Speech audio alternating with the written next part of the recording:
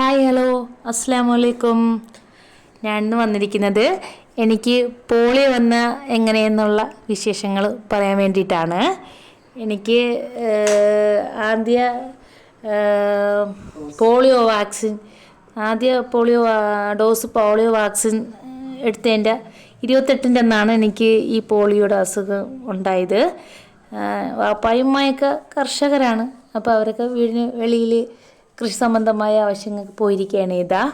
നമ്മൾ 8 പേരാണ്. എൻ്റെ മൂത്ത താത്താണ് ആ സമയങ്ങളിലൊക്കെ നമ്മളെ നോക്കുന്നത്.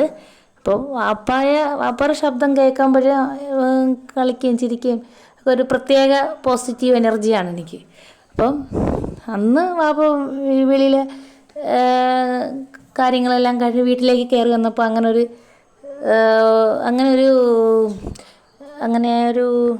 അങ്ങനെ പ്രതികരിക്കുന്നില്ല. അപ്പോൾ കരയുന്നുണ്ട്, അധികം ശബ്ദമില്ല, കൈയും കാലിട്ട് അടിച്ചുള്ള പ്രതികരണം ഇല്ല. അങ്ങനെ വാപ്പ എടുത്ത് നോക്കിയപ്പം വളരെ നല്ല ചൂടുമുണ്ട്, കരയുന്നുണ്ട്, എന്തോ വലിയ പ്രശ്നം വന്നിട്ടുണ്ട് എന്ന് മനസ്സിലായി. അങ്ങനെ അവിടെയുള്ള കാക്കായും താത്തയൊക്കെ വിളിച്ചിട്ട് ചോദിച്ച് എന്ത് പറ്റി, കയ്യിൽ നിന്ന് താഴെ വീണു പോയോ, കൊച്ചെന്താ ഇങ്ങനെയായി. അപ്പോഴാണ് അവരും ഒക്കെ അറിയുന്നത്. അവരും എല്ലാം കുട്ടികളാണ്, അവരൊക്കെ കൊച്ചു കുട്ടികളാണ്.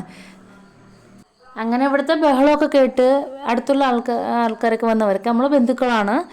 അപ്പോൾ പെട്ടെന്ന് വണ്ടിയൊക്കെ വിളിച്ച് അടുത്തുള്ള ഹോസ്പിറ്റലിൽ കൊണ്ടുപോയി. അവിടെ കൊണ്ടു ചെന്നപ്പോൾ അവർ പറഞ്ഞു പെട്ടെന്ന് തന്നെ മെഡിക്കൽ കോളേജിലേക്ക് കൊണ്ടുപോയിക്കോളി എന്ന് പറഞ്ഞ് നമ്മൾ പെട്ടെന്ന് മെഡിക്കൽ കോളേജിൽ കൊണ്ടുപോയി. അവിടെ കൊണ്ടു ചെന്നപ്പോൾ അവിടുത്തെ ഡോക്ടർ പറഞ്ഞ് ഇത് പാടാണ്, ഇത് ശരിയായി വരാൻ പാടാണ്, എക്സർസൈസാണ് ഇതിന് പ്രതിവിധിയുള്ളൂ, സ്ഥിരമായിട്ട് കൊണ്ടുവന്ന് ഇതിന് എക്സർസൈസ് ചെയ്യണം, അത് എത്രത്തോളം വിജയിക്കുമെന്ന് ഉറപ്പില്ല എന്ന് പറഞ്ഞു.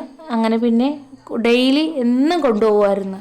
കുറേ നാൾ വരെ എൻ്റെ ഉമ്മായും വാപ്പായും കൂടി പോകുമായിരുന്നു. പോയി എക്സർസൈസൊക്കെ ചെയ്ത് പിന്നെ വാപ്പ പോവാതായി, വീട്ടുകാര്യങ്ങളൊക്കെ നിന്ന് ചെയ്ത് പിന്നെ ഉമ്മ എന്നും കൊണ്ടുപോകും. പിന്നെ അത് കഴിഞ്ഞ് പിന്നെ ഒന്നിരാടെ ഒരിക്കൽ കൊണ്ടുപോയി തുടങ്ങി, പിന്നെ ആഴ്ചയിൽ കൊണ്ടുപോയി തുടങ്ങി, പിന്നെ മാസത്തിൽ കൊണ്ടുപോയി തുടങ്ങി. അങ്ങനെ ഒരു ദിവസം കാലിൽ അവിടെ ഡോക്ടർ കറണ്ട് കൊടുത്ത്, ചെറിയ രീതിക്ക് കറണ്ട് കൊടുത്തപ്പോൾ കാലനങ്ങി. അപ്പോൾ ആ ഡോക്ടർ പറഞ്ഞ് അത് പ്രതീക്ഷിക്കുക വകയുണ്ട്, ഇത് ഇനി എക്സർസൈസ് ചെയ്ത് കഴിഞ്ഞാൽ അതിന് മാറ്റം ഉണ്ടാവും എന്ന് പറഞ്ഞ്.